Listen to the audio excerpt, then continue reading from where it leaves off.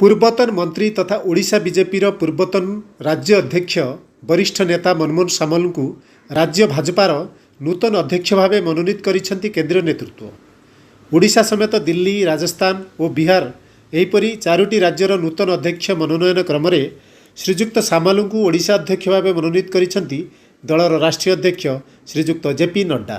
श्री सामल पूर्वर थरे अर्थात 1999 रु 2004 जाए 5 वर्ष राज्य अध्यक्ष भाव दायित्व तुलाई। वर्तमानर राज्य सभापति श्रीजुक्त समीर महांती कार्यकाल संपूर्ण होइथिबारु वरिष्ठ नेता श्री सामल को यही दायित्व अर्पण करिसेंति केंद्र नेतृत्व।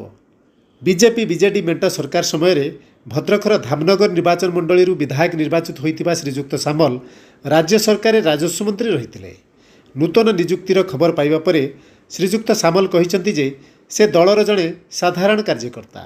दल जेतेबेले जहाँ दायित्व देइछि निष्ठार सह तुलेबाकू चेष्टा करिसेंति। आउ एही नूतन दायित्व पाइबा परे दलर संगठन वृद्धि रे समस्तଙ୍କୁ साथी ने चलिबो बोली कहिसेंति। सत्साहस न्यूज भुवनेश्वर।